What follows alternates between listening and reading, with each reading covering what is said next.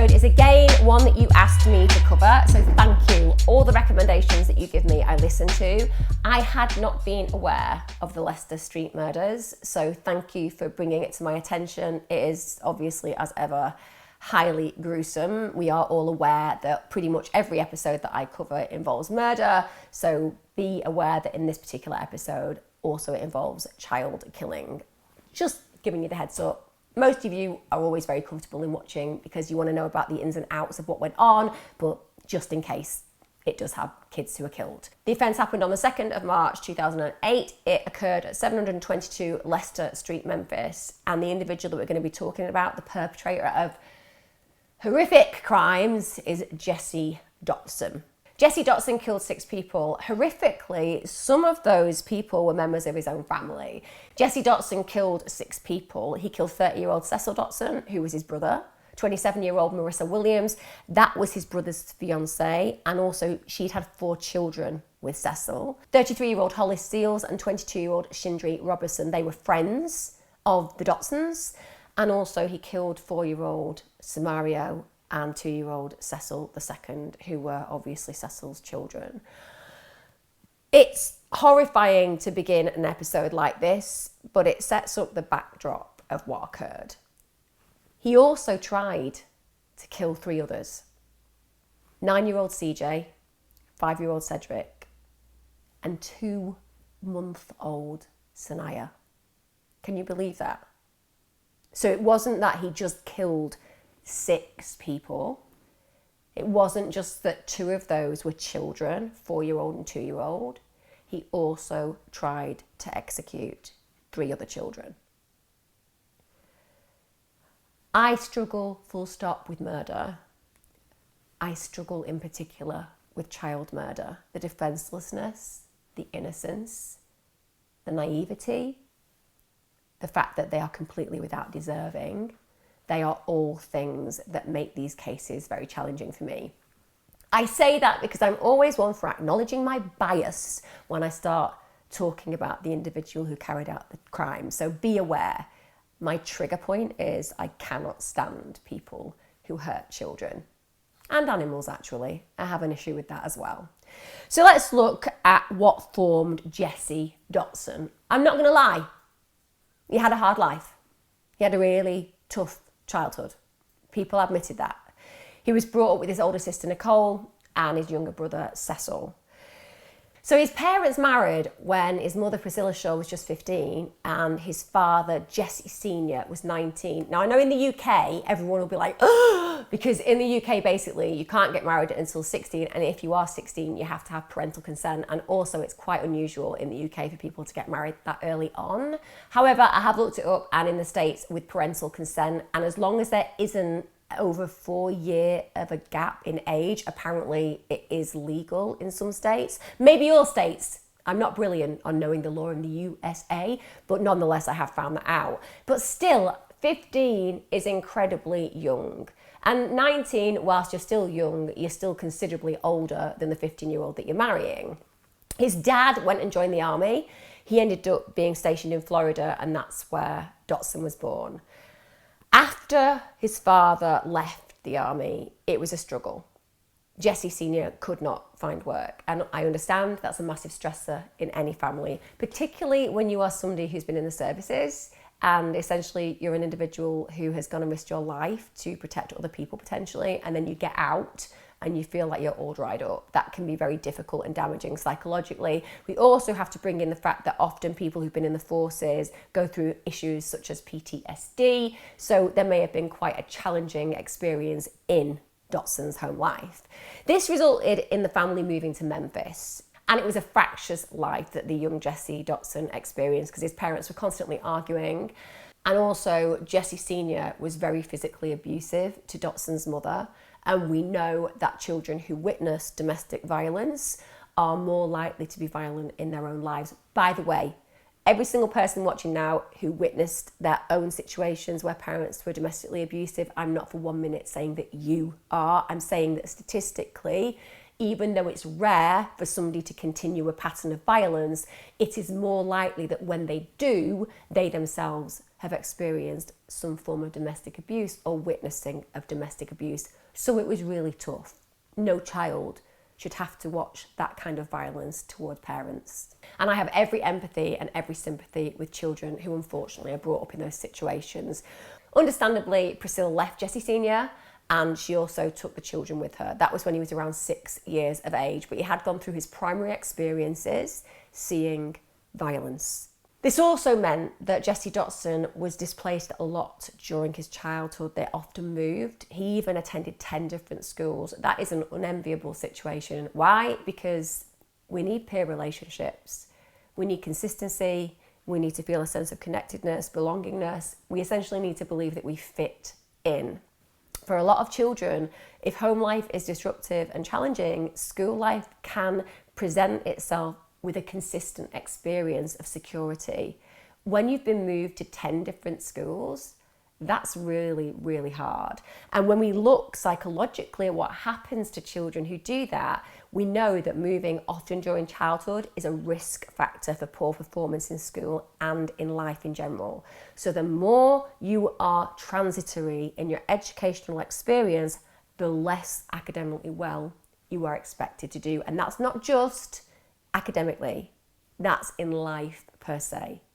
So he's going through a great deal of problems in this situation. It's very, very painful for him as a child, undoubtedly. Jessie Dotson was in trouble from the get-go at school. Definitely not surprised about that. I mean, is there really any reason to make an effort when your life is so transitory?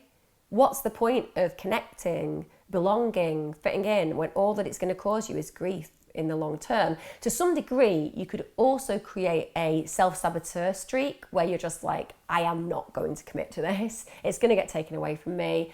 I'm going to get to feel rejected, so I'm going to reject you first. It's at this point during his school life as well, he is diagnosed with learning difficulties. And whenever you hear Jessie Dotson interviewed or when he's giving evidence in court, you can see that he certainly has struggles in understanding what's going on around him at times.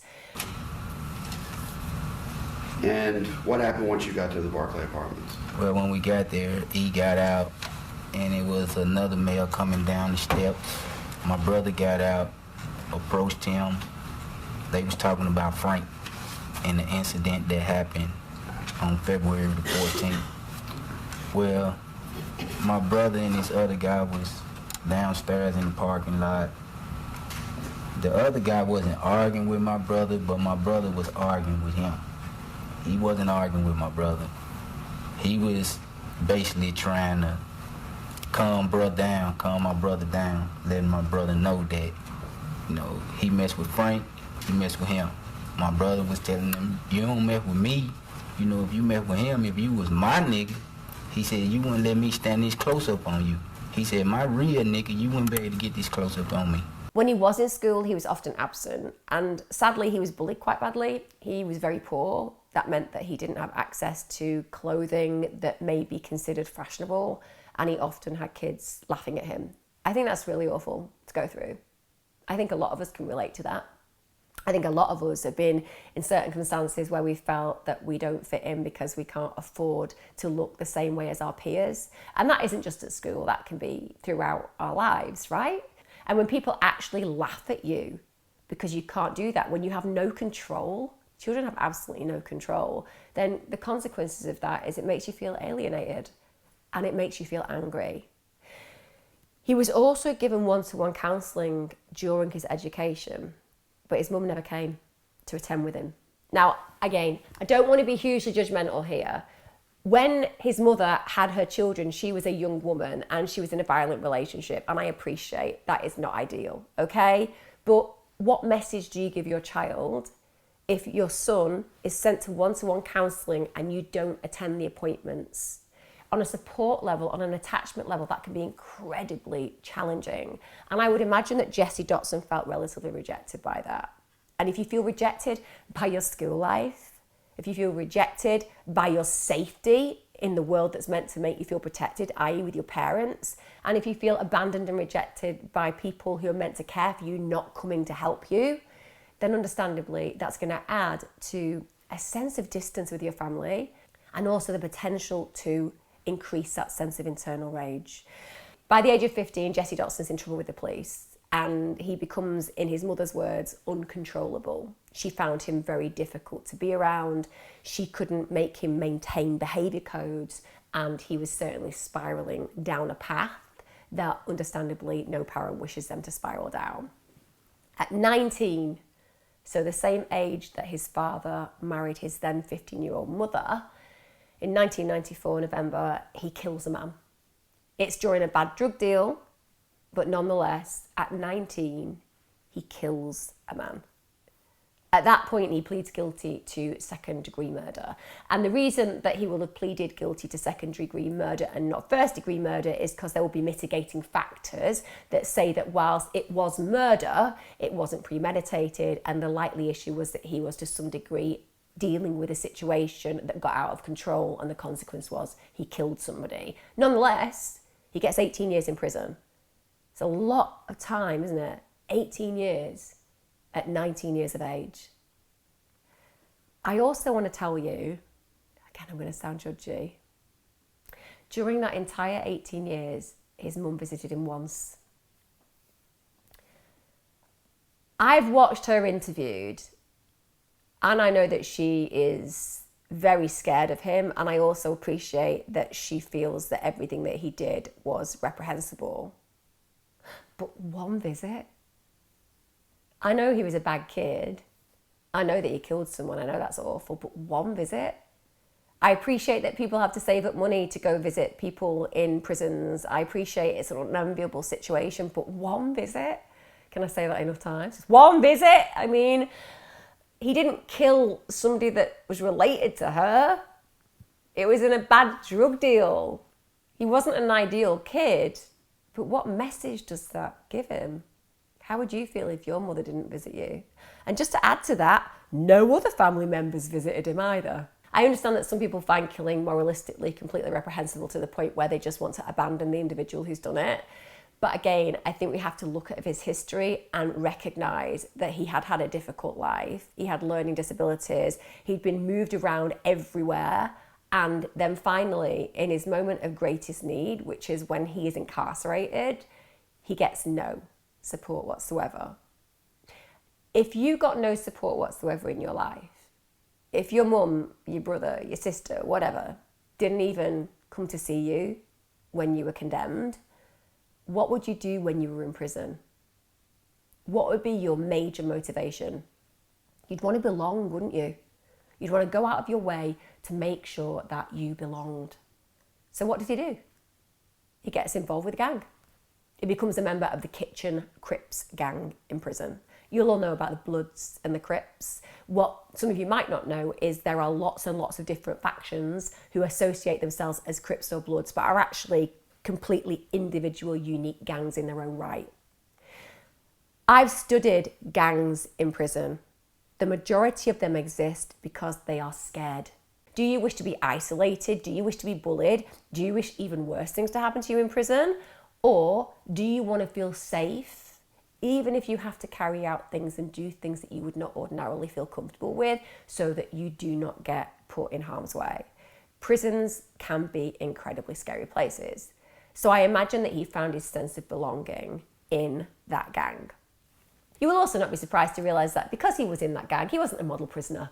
He was constantly dealing with violations for abusive language to prison staff, constantly getting into trouble for violence to other inmates. Again, part of that will be because he was in a gang and there will have been expectations placed upon him. But I think part of it is that we can see that he is to some degree following in his father's footsteps. Violence is second nature to him. He was violent before he went into prison. He went to prison because he killed somebody. And during his time in prison, we see him constantly fighting. In August 2007, he gets released. He'd served 14 years. So, nearly his whole life again, he'd served in prison. And one of the things that often prisoners who come out into the community say is they learn a lot of bad habits. Survival is important when you're inside, and as opposed to being rehabilitated, you come out feeling and thinking in a way that you wouldn't ordinarily think and feel if you hadn't been exposed to the situations that occur inside.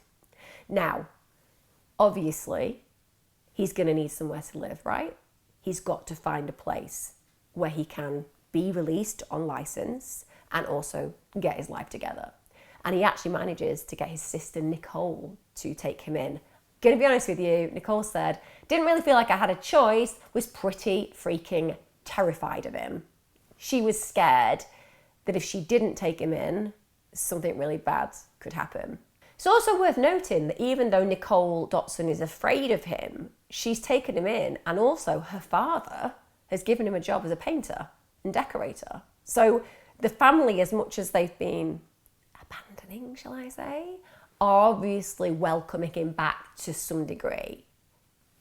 That was without doubt their biggest fundamental error. Because I think that every instinct that Nicole had about him, she had for a really good reason. Don't you think that sometimes we have gut instinct and intuition that we ignore? Just think now about all those occasions that you've met somebody and thought, they're a wrong 'un. There's just something about that person that I'm not convinced I feel comfortable with. But you overcome it, you're convinced by people around you that you've got the wrong end of the stick, and then all of a sudden you find out that every single inkling that you had was real. That's what's going on there, and Nicole felt it. Understandably, as a family, it doesn't matter how dysfunctional they are, they keep in contact with each other regularly, and on the 1st of March, Dotson is invited round to his brother Cecil's house for a barbecue, and also to watch the basketball with his father and his half-brother, William Waddell. So they go along, it's a day of celebration, right? This is what they're doing. He's free, they're feeling connected, his life's on the up. You're going to think that he's going to be appreciative and grateful, right? Well, didn't go according to plan. First of all, Cecil couldn't get the broadcast on his TV, so that meant his father and his half-brother William Waddell actually left later that evening. Jessie Dotson stays at the property. Now the next day, Dotson's father goes to pick him up for work, but he isn't at his sister's where he's meant to be. Clearly, he's not happy. His son is missing work, and he tries contacting him. Can't contact him. He actually hears from him later on in that evening, and he says, well, you know what? The reason that I've not been in contact is that me and my girlfriend had an argument. She was that annoyed, she hid my mobile phone, and so I haven't been able to contact you. Also, it's worth mentioning in tandem that now Jessie Dotson has kind of gone AWOL for a period of time. Similarly, on the afternoon of the 2nd of March, Erica Smith, who's the mother of Cecil's 2-year-old son, Cecil II, she'd tried contacting Cecil, and she'd actually been by the house. Now, when she arrives, she found the front door was partially open, and even though she knocked and it was open, she didn't go in. But what she did say was she couldn't hear kids playing, and obviously there had been a number of children in that house. At this point, she actually gets in contact with Nicole, Jessie Dotson's sister, and says, you know, can you ask Jessie to call by Cecil's house and just check that everything's okay?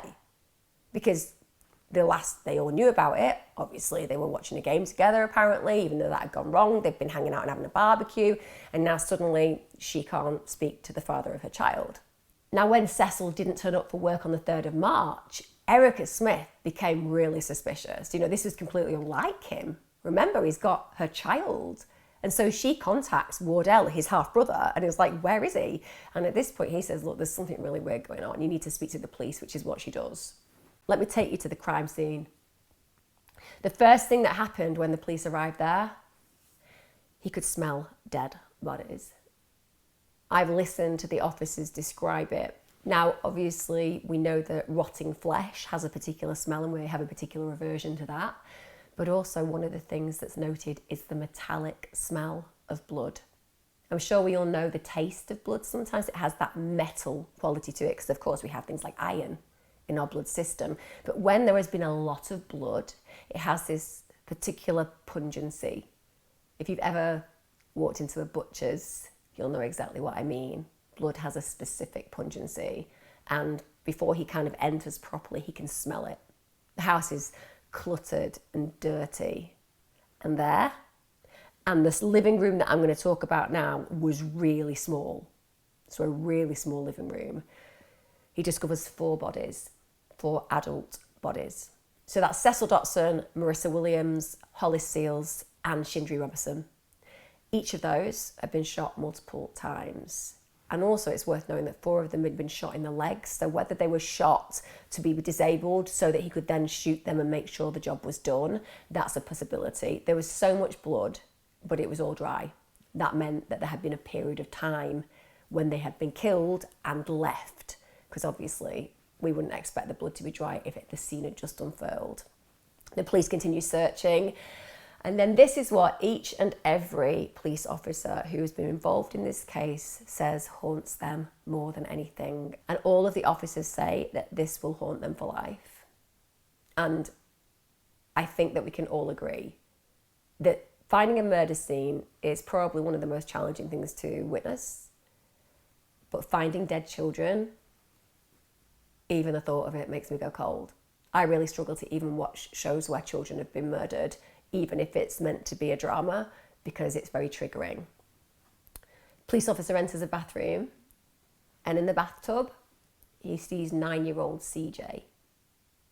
Bathroom's a state. There's blood everywhere. The bathroom floor's covered. Bath mat area around the bath, outside, inside of the toilet, all stained with blood. This is a child. CJ's lying there, whole bath filled with blood. And to add even more horror to this picture, guys, he had a steak knife sticking out of his skull. A firefighter would later say it was the worst thing that he's ever seen, worse than in any nightmares. Obviously, the officers at this point assume he's dead, and then they notice his eyes twitched.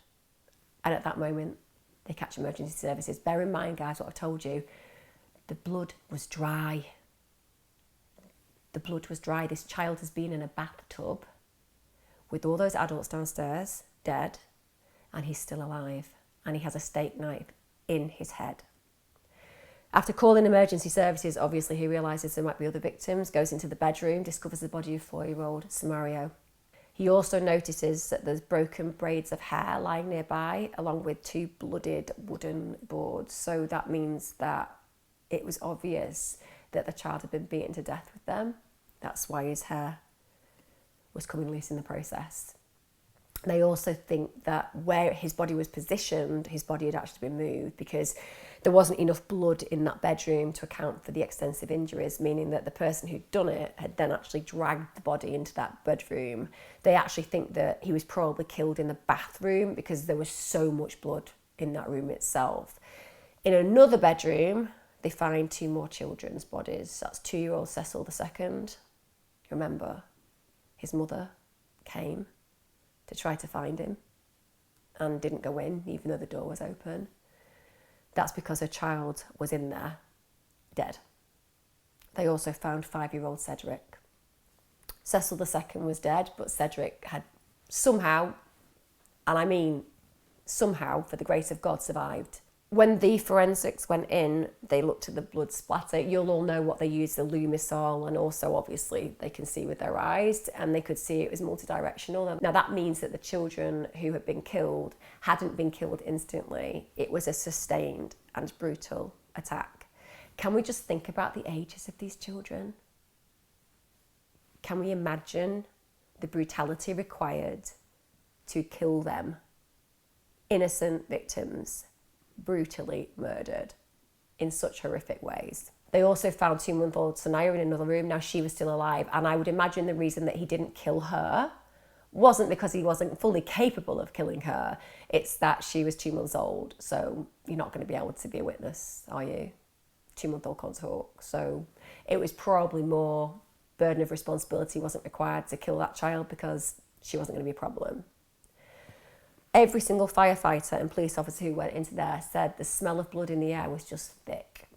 Just a real thick, heavy bloodbath. The 3 surviving kids obviously taken to hospital. None of them were expected to survive because their injuries were horrific. It's also worth knowing that at the point that they discover these children, 40 hours had passed. 40 hours. I mean, just think about that in itself. If you're a parent, imagine leaving a baby of 2 months for 40 hours. That in itself is likely to have the potential to kill them. And then think about that poor boy in the bathtub and those battered babes who have been left without any help for all that time. At hospital, what they decided to do was they quarantined all the children. They didn't want any details released. They didn't want anybody to know that they'd survived. And that was because, as far as they were concerned at this moment in time, what are they thinking? Think about the family. Think about some of the stereotypes, biases that people have about particular families. Think about potential gang affiliation. They're going to imagine at this moment in time that they are dealing with probably a brutal gang execution, aren't they? That's at least what I'd be thinking. They thought if anybody finds out that there are survivors, there is a strong possibility that they are going to come for these children. They needed to know who the perpetrator was before they let people know that this horrific homicide had occurred. An officer from the Homicide Bureau described the crime as horrific and the worst he'd ever worked. When they look at the crime scene, they found that 2 guns had been used in the shooting, a 9mm and a .38 caliber, and there had been a hell of a lot of fires because there were shell casings littering the front room. They also found a plastic Ziploc containing 16 shell casings. So it seems like after the person had shot these people, they actually kind of walked around the room trying to find the incriminating evidence, but then forgot to take it. Not the cleverest thing to do.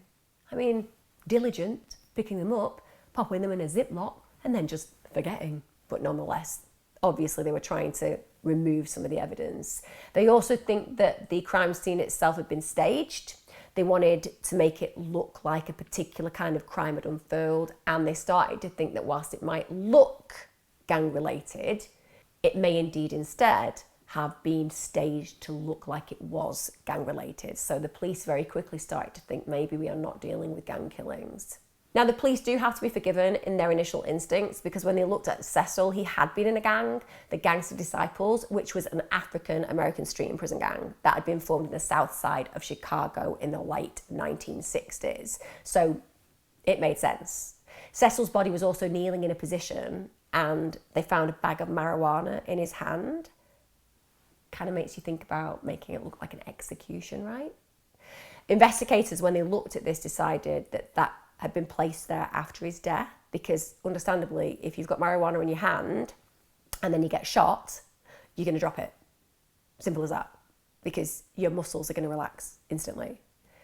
He had been shot a lot of times, in the face, in his main torso, in his neck, his legs, even his foot. It was also established that a pillow had been placed over his face when he was shot. Shindri was found in a seated position on the floor. Again, her body appeared to have been moved after death, and it looked, because there was a real large amount of blood all over the sofa, that she was likely sitting there when she was shot. Also, her shirt had been lifted to reveal her breasts and her pants had been pulled down.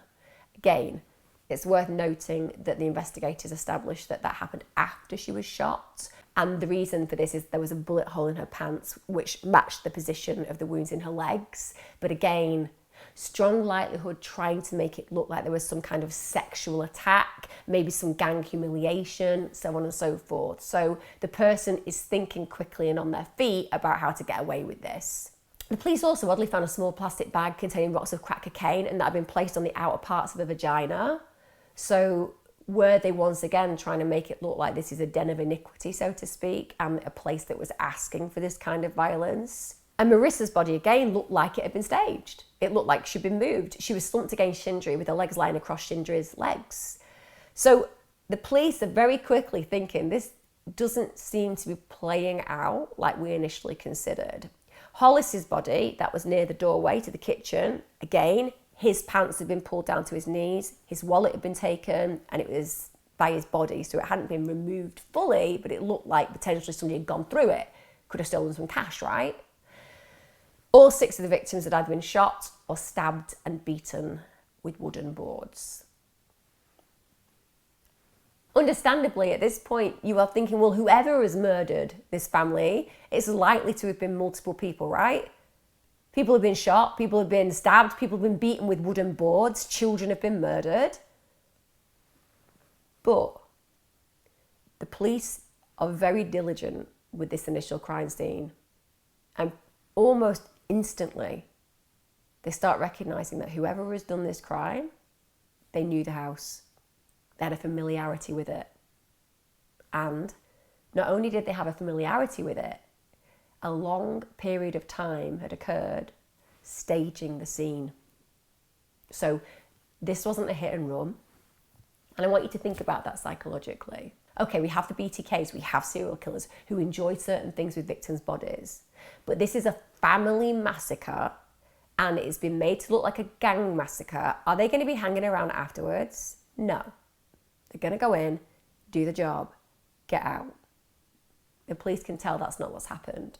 Somebody has spent a long time staging the scene and they've staged it for one reason only. They know how to make it look gang-related. So they're creating an alibi in their minds. So we know now that not only have the bodies been staged and some of the clothing has been moved probably to make it look like there was a sexual or gang humiliation element, but also several of the handles of the knives that were used had been removed. So somebody is covering their tracks. And also that again alerts investigators to think somebody is familiar here. Somebody is comfortable enough to be spending time staging this scene. Somebody is comfortable enough to think that no one is coming home, right? Because if you're staging a scene, you're not going to want somebody walking in. So somebody knows the family to realise unexpected guests are not about to arrive. So the police at this point are like, this isn't a gang killing. This is someone closer. Gang members would never have gone in there unarmed. They would have walked in with the weapons and they would have killed the people that they'd gone in to kill. They certainly wouldn't have staged the crime. And also, and this is really important to remember, and it's a weird one for you guys to hear this, but I promise you, one of the biggest unwritten gang codes stipulates that innocent women and children should not be killed. They find that offensive. I'm not saying that women don't get killed, because if you're in a gang and you're a woman, you might. I am saying the gang code says that if you kill innocent women and children, you are the lowest of the low.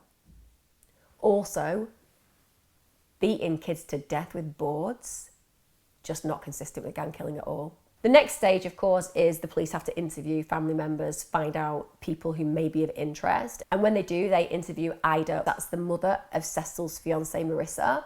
So Marissa's mother is actually asked, do you think that anybody would kill your daughter? Do you think anybody would kill Cecil? Has anybody got a beef against them? And she's like, actually, yes, I do. Erica Smith. And she named Erica Smith. Now that was the person who'd contacted the police. That was Cecil Tood's mum. What Ida claims is that her daughter Marissa and Erica Smith are basically arch enemies. It's as simple as that. And why? They'd both been in a relationship with Cecil at the same time. So it makes sense. I mean, you always think about rage, don't you? I mean, I'd be very surprised if a woman were ever to carry out a crime as brutal as that. But nonetheless, she is a person of interest because she hates members of the family. They also bring in Jessie Dotson, but he's not a suspect. As far as they're concerned, they're just going to help with inquiries. Now, what Jessie Dotson says is that on the night before the murders, he went to his brother's house to watch a basketball game with a few other people, including his father and half-brother, William Waddell, as we know. He said that when they couldn't get the broadcast on TV, he, his brother, and a man named Mr. Seals left Marissa and Cecil's 5 kids at the home, went to buy weed, collected Mr. Seals' girlfriend Shindri on the way, right? So he's explaining very openly what went on. He said that Cecil at this point bought a 1/4 ounce bag of weed, he bought $20 worth, and he also bumped into Erica Smith in a car park, spoke with her for a while. In fact, what he tells the police is the last time that he saw his brother, Seals and Shindri, alive is when they all dropped him off at his girlfriend, Sheila Jones. So he said that his brother took him to Sheila Jones's house, 2:30 in the morning on the 2nd of March, and that's the last time he's seen her. He also says Sheila didn't arrive home until about 5 a.m. Convenient.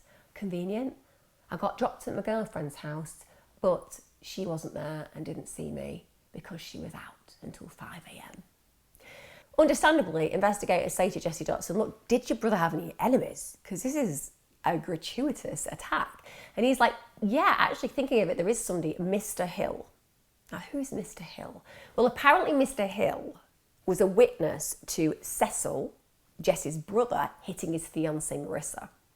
So basically, Mr. Hill called the police and said, I have seen somebody violently attack their partner. And Jessie Dotson believed that this kind of human, the kind of human that rings the police and goes, I find domestic abusers reprehensible and need arresting, would be so incensed with the fact that Cecil had hit his girlfriend that he'd gone round and murdered the entire family, including children. You can see that that makes logical sense, can't you? I mean, Jessie, think about it. Clearly, Mr. Hill has an issue with unnecessary violence, particularly against women. I'm going to imagine Mr. Hill doesn't like children getting hurt as well, but Jessie said, probably Mr. Hill. So he's forming an alibi. Jessie Dotson basically makes out that Cecil Dotson and Hill have got issues because of the fact that obviously he's told the police about the fact that Cecil Dotson has been violent, but also when the police came to see Cecil Dotson about him, he's like, oh, well, there are drugs at that apartment, because he knows that Hill often stays over at his girlfriend's. So clearly now the police realise that there are drugs at the apartment, which means that now he's got Hill in trouble. And there is a big problem here because both Cecil and Hill were members of the Gangster Disciples. And what's rule 1 in the gang code of conduct? Don't grass on one another to the police. You just don't do that. Jessie Dotson had also been watching a lot of crime dramas, I think, because he also said that, yeah, it was so serious that, you know, Hill and Cecil had broken rules, and in particular, Cecil had grassed on the drug situation, that he'd been called to a gang meeting. And right there, they decide whether he'd broken the rules, and if so, what his punishment would be. But apparently he didn't show up. I mean, I'd go with him on that. I wouldn't show up either if somebody was going to decide on a punishment. But we are talking at this moment in time like stuff of fantasy, aren't we? You know, horses on heads on pillows and stuff. But this is Jessie Dotson's story. It's basically this very elaborate gang issue. Now, again, at this point, the investigators are going, we did think that it was staged. We did think that maybe it wasn't gang related. Jessie Dotson seems to know a lot about his brother and also the history between him and Hill. Maybe it is gang related. And this is getting really confusing because now informants are saying, well, actually, we've heard that Cecil Dotson may have stolen a large sum of money from a drug dealer. So there's some plausibility to Jessie Dotson's story. But let me tell you, the Gangster Disciples were not happy. They were not happy at all because they found out that they were being implicated in the murder of women and children. And at that point, all hell breaks loose as far as it's concerned. Some of the members of that incense, they actually go around kicking the front door of Dotson's mother's house, Priscilla Shaw. And actually, for their own safety, Shaw, Dotson, his sister and the kids, they're all moved to the cousin's house because they think that there's a strong possibility they're going to get killed. Also, I imagine the police are worried that somebody is after the family. After all, several members have been murdered. Now, understandably, at this point, the whole family are on tenterhooks because they've had gangs attempting to attack them. The family has been murdered. Understandably, any noise, bang, bang, they're going to be reacting. And there's a scare at the house of the cousins, and Nicole's straight on the phone to the police. She's like, please come, I think somebody's going to get us. Jessie Dotson becomes really agitated at this point and then starts going on that as far as he's concerned, the police are on the way to pin the murders on him. Not a normal reaction. He even holds the gun to his head and says, if the police enter the property, he's going to kill himself because he doesn't want to go back to prison. I'm going to give him the opportunity at this moment to be triggered. A lot of people go to prison, come out with PTSD. A lot of people can't imagine anything worse than going back to prison. Maybe we can give him the benefit of the doubt at this moment and be like, okay, Jessie Dotson's having some triggering experience. He's holding the gun to his head because he's thinking I'm going to get fitted up. And his family's going to be like, Jessie, calm down. But they're not going to think that that's completely crazy, right? They're going to be like, that kind of makes sense. They're going to want to pin this on somebody. So they won't see that as completely outside the realms of normal behaviour. The police obviously want to come in, but his cousin's very aware that he might blow his brains out if the police walk in. So his cousin goes out, speaks to the police and says, look, Jessie Dotson is not in a good place right now. He's terrified that you're here to fit him up. And so they call him on his mobile and are like, Jessie, absolutely not. We just need to talk to you. We need to take care of you. In fact, we're here to take you and your whole family into protective custody. They then get into the property, persuade Jessie Dotson to give them the gun. And one of the things that gets them in that moment in time is that he looked really nervous. And they said, even though they were dealing with a very traumatic situation, and clearly a family who've been through some kind of horrific trauma like this, they're going to be nervous, they're going to be worried, they're going to be mistrustful. They said that he looked like he was pained to some degree, like he was carrying a burden in his mind. Now remember, this is all playing out at the same time that we have 3 seriously ill children in hospital. On the 3rd of March, Dr. Michael Mulbauer, he's a paediatric neurosurgeon. He operates on CJ, Cedric and Sanaya. It's also worth noting that when they got CJ to hospital, that's the 9-year-old that they found in the bathtub, he was moaning, he was lucid, but he was awake. And he was actually able to follow commands when he got to hospital. He had loads of trauma to his forehead, loads of swelling. Obviously, he has the steak knife sticking out of his head. He had a 6 to 7 inch laceration on his scalp, extending all the way down his forehead. His skull had been horrifically fractured. I mean, really badly fractured. There were large pieces of his skull that had actually been driven inward with a blunt force object. He had stab wounds on his arm, on his chest. And the truth is, if they hadn't got there at the point that they got there, it was likely he would have died. 5-year-old Cedric, really significant facial trauma. He was semi-comatose on arrival. He had injuries that were consistent with being beaten with boards. He had multiple fractures to his face, to his skull. His nose had been pushed inward. He had bruising to his brain. He also had stab wounds to one eye, his forehead and his neck. Again, I have no idea how he survived, but he wouldn't have survived if he had been left. He also operated, and I can't imagine how dreadful this would have been, on 2-month-old Sanaya. Again, the injuries of that child, that baby, that 8-week-old baby, were consistent with having been beaten with boards, had significant head trauma, included a very large cut to the scalp which exposed the bone of the skull, and also the right side of the skull was crushed in with a blunt object, caused bruising to the brain. And if that wasn't bad enough, they also had stab wounds to the lower body, and without medical intervention, they would have died. I can't believe a baby survived for 40 hours without medical intervention. Now, a few days after CJ, the 9-year-old, had surgery, Lieutenant Caroline Mason went to speak to CJ, understandably. They would hold vital clues to who has done this. So she goes in, she wants to speak to him, find out who on earth has done this. Now, at the first point of call, when she starts to try to interview him, he's drifting in and out of consciousness, he's making absolutely no sense. But 2 days later, on the 7th of March, the hospital contact the police. And they contact the police because CJ is not just awake and lucid, he's got vital information. It turns out that when the medical staff spoke to him, he said, Uncle Junior shot my parents. He attacked me. Junior was the name given to Jessie Dotson within the family. At this point, understandably and ironically, Jessie Dotson's taken from the safe house and brought in for a second interview. Initially, Jessie Dotson tells the same story. He says, this is what happened on the night of the murders. I've told you what happened. There are minor variations, but it's pretty much the same. But then he stops answering altogether, and he just either nods his head or shakes his head. And what the investigators said was, in their experience of working with people in interrogation, it was almost like he wanted to say stuff, but he couldn't remain composed. So instead he just did the nodding and shaking of his head. And they said it was quite obvious he was hiding something.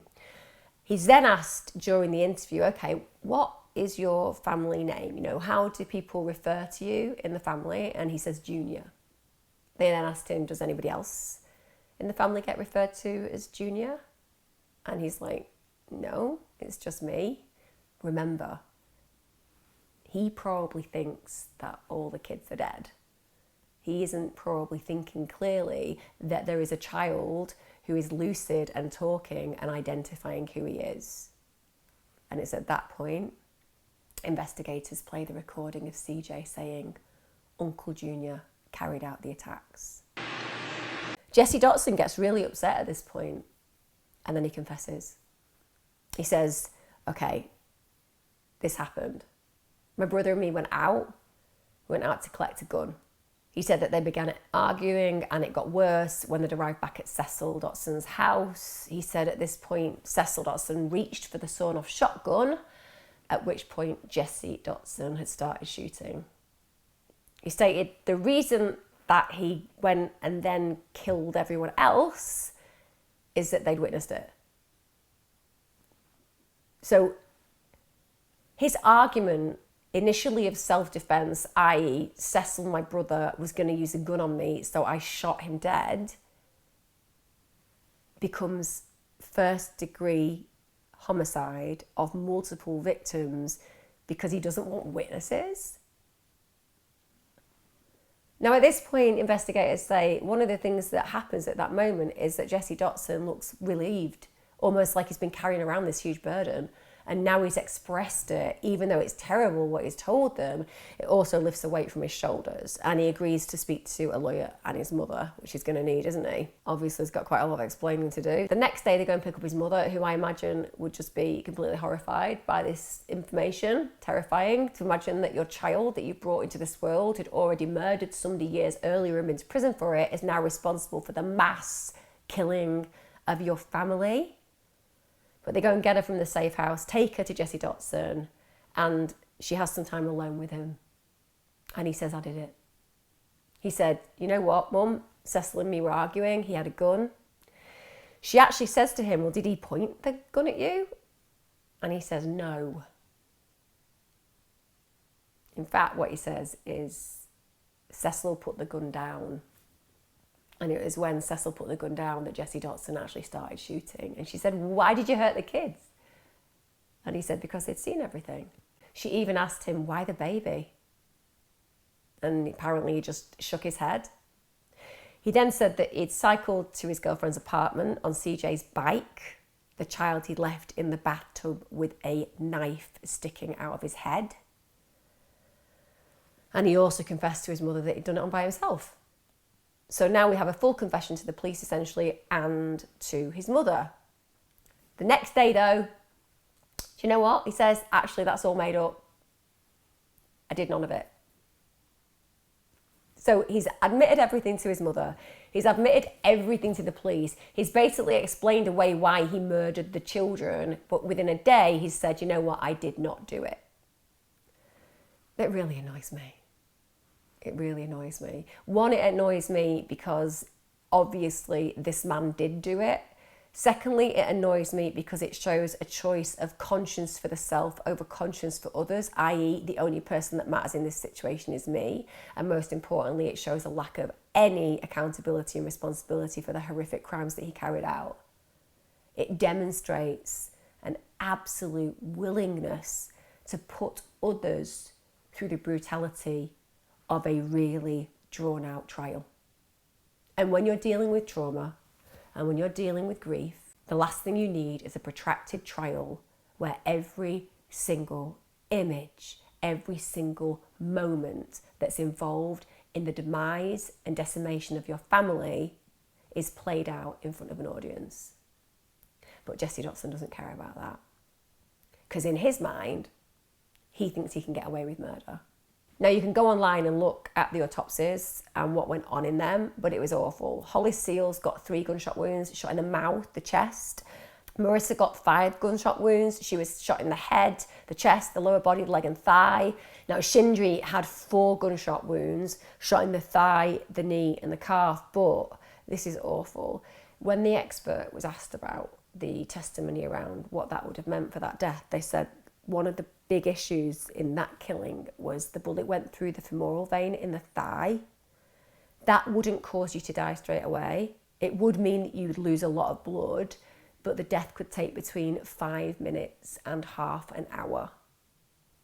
So they were also one of the first people to be attacked, meaning that they would have lay there bleeding out as they listen to children screaming. That is the stuff of absolute nightmares, isn't it? Cecil Dotson had 8 gunshot wounds, and he was shot in the neck, the chest, the thigh, foot, and also it seems that there was a pillow placed over his head, and he was shot in the jaw. Just brutality beyond belief.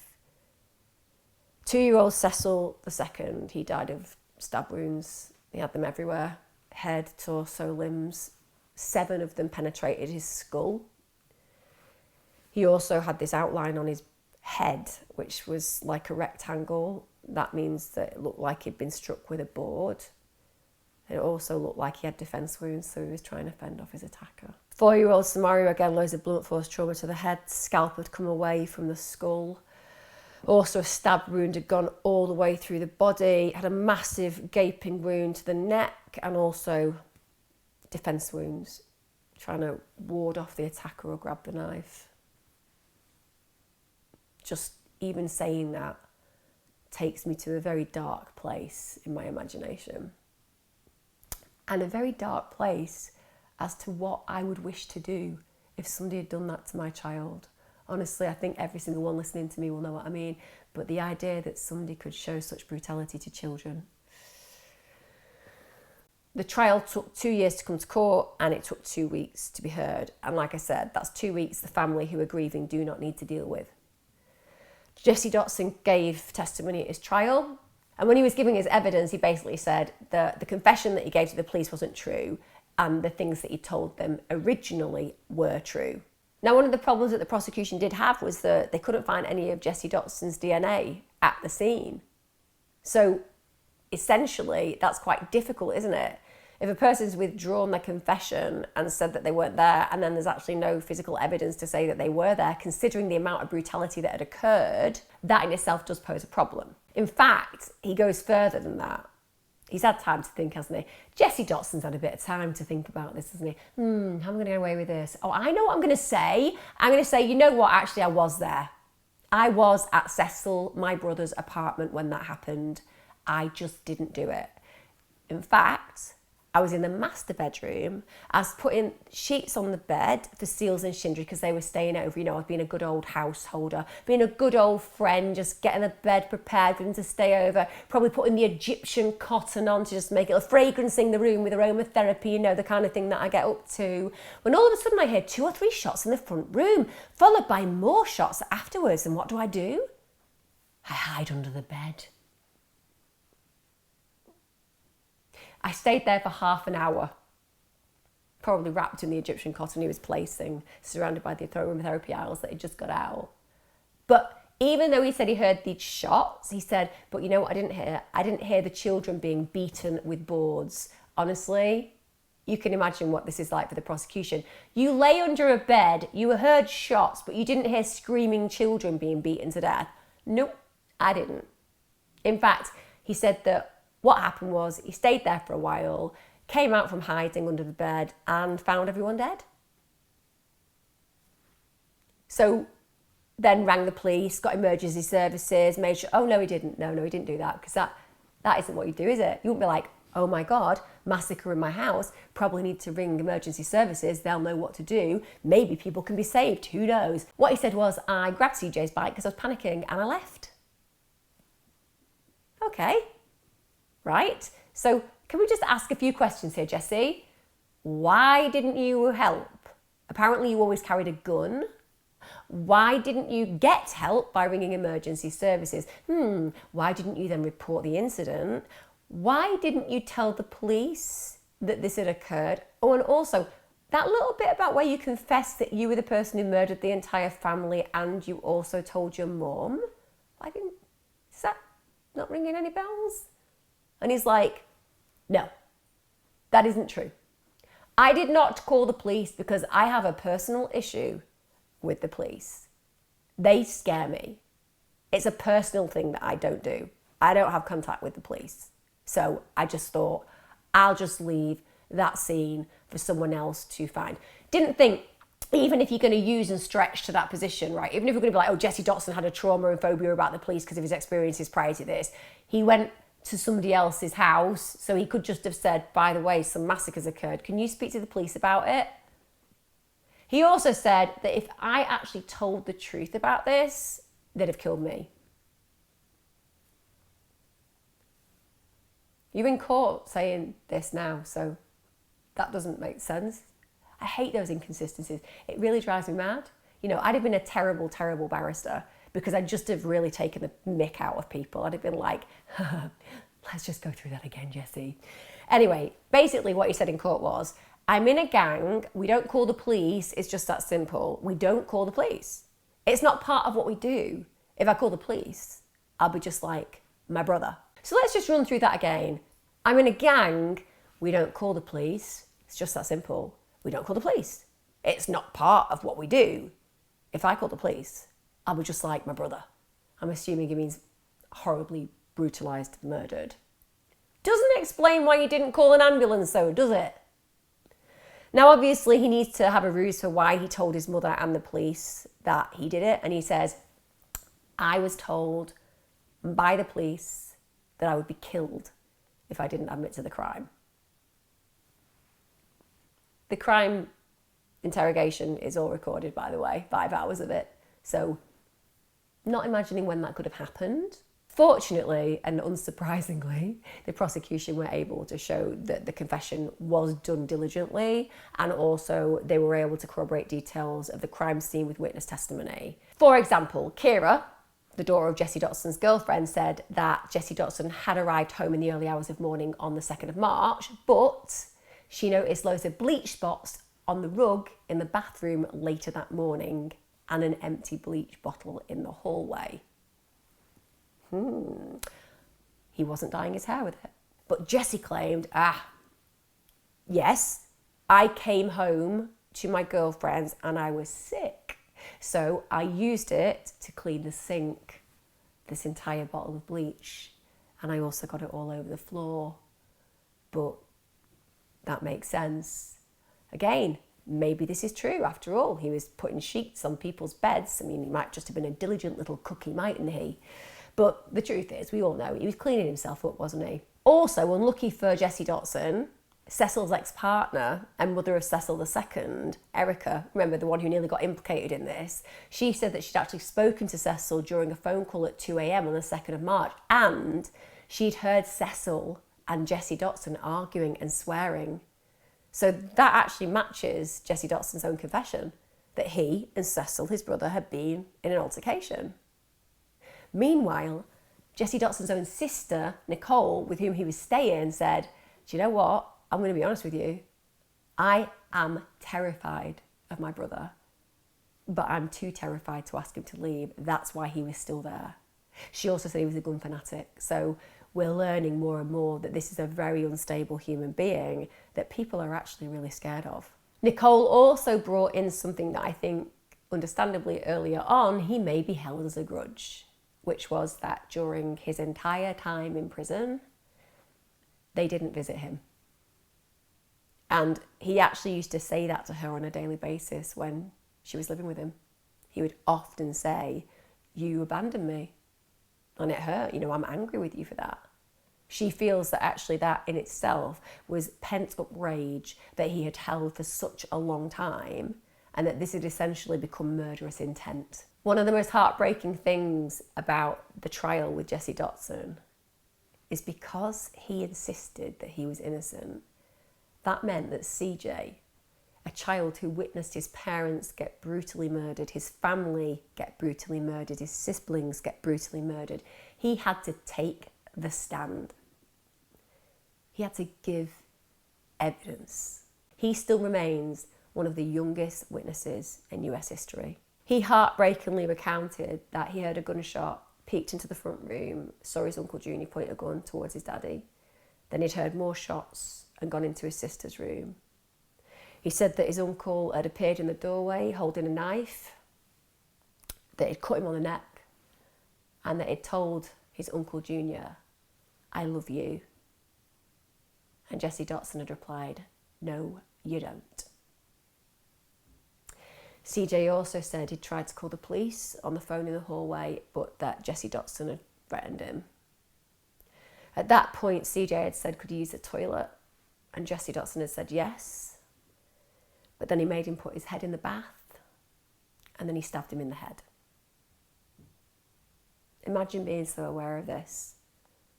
You know, some children, when they're badly injured, the trauma almost erases it, or the injuries make it very hard for them to remember. But CJ remembers all of this. CJ also recounted that 4-year-old Samaria had also asked to use the toilet, and that CJ's blood was dripping from his head onto the toilet rim. Samaria had then asked his Uncle Junior whether he could go back to his room, and Jessie Dotson had said yes. And then CJ had watched him stab him on the bed. So CJ witnessed all this. CJ then fell asleep, obviously. Understandably, he'd have been in and out of consciousness, and when he awoke, basically firemen were lifting him out of the bath. That was about 40 hours later. 5-year-old Cedric, who also miraculously survived, also confirmed to investigators it was Dotson who had carried out the attack. Now, you'll be surprised to find that the jury, who, as we know, are very diligent, and it takes a long time to come to a decision regarding first-degree murder. It's a heavy weight on their shoulders and can take sometimes weeks of deliberation. It took them 90 minutes. And I think that was probably just like going, guys, should we make it look like we're thinking about this? You know, is 3 minutes enough to go in? I don't know whether they'll think that's just a little bit glib. Shall we? Let's just have a chat. Because there's no way on God's planet it took them 1.5 hours. They all knew that he was guilty of 6 counts of premeditated first-degree murder of his brother, 3 other adults, and 2 of his brother's children. And also 3 counts of attempted first-degree murder for attacking with kitchen knives and wooden boards 3 more of his brother's children. Just like that. Didn't even have to think about it. Jessie Dotson was given the death penalty basically for 6 first-degree murders, but also they gave him 40 years for the 3 attempted first-degree murders of the children.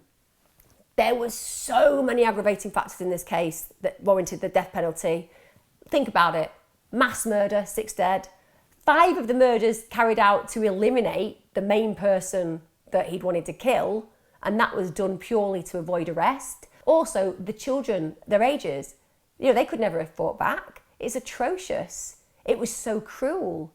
The torture, the serious physical abuse that happened to cause those deaths. I mean, the fact that he repeatedly stabbed and severely beat those babies, that in itself met the death penalty standard. Dotson's execution was actually set for the 2nd of March 2012. That was 4 years from the date of the killings. However, one of the things I've really noticed about the death penalty is, even though it exists, a lot of people don't like it actually happening, and I appreciate that. In the UK, we don't kill. So currently, because there have been loads of appeals, the execution actually hasn't been carried out. He's still on death row. Part of this is to do with the problems that they have around lethal injection. I'm sure that some of you are aware of it, but one of the licensing pharmaceutical companies will not let that particular medication be used. It's the one that paralyzes the individual to stop them kind of thrashing around. And they say that because of that, you might not know if the person themselves is being put to death in a way that is seen as, I suppose, just but not painful. So at this moment in time, there are huge problems with death sentencing. He still shows no remorse. He still says he's innocent, basically says that his mother's a liar. She'll be very blessed to know that also in an interview, he says he forgives her. I mean, don't get me wrong, I suppose on one level, maybe he does have some forgiving to do with the fact that he was brought up in pretty horrible conditions and she didn't visit him at all in prison. But when it comes down to the fact that he forgives her for believing the truth and the fact that he massacred his family, I mean, that's rich, isn't it? Come on, Jessie, it's a little bit rich. He doesn't believe he's going to die in prison. He really doesn't. He thinks that somehow it's all going to be okay. And at some point, he's going to get an appeal and he's definitely going to get let out. Definitely delusionary. I do want to make it clear that he is a reprehensible piece of something I won't say because it's very, very abusive to say online and it's not in keeping with my feminine form. What I do know is that he didn't have an easy life. And we always have to acknowledge that. He didn't have an easy life. It was hard. He did have resentment. He did have aggression and hostility and built up rage towards his family, but at no point did he have any reason to kill any members of his family, who were essentially relatively supportive in the fact that he was still allowed in their life. In fact, in spite of him murdering people, they still invited him to come round and watch games and live with them. There is no reason for him to have done what he did. And even let's stretch the boundaries of our imagination and imagine that his brother was a right royal arse and he did get into a fight with him and he did defend himself and shoot him and kill him. That's where the story should have ended. That would have been potentially self-defense. He then went on and murdered all those innocent people because they were there and saw it. At that point, I think we can all agree that Jessie Dotson is probably one of the most dangerous kinds of human being walking the earth. Because believe me, even serial killers, some serial killers struggle with the idea of killing children. Hope you found that interesting. Obviously it's horrible. I just think about those kids and I hope that the surviving children make something of their lives. I hope that the dreadful trauma doesn't haunt them to the degree that I imagine it will.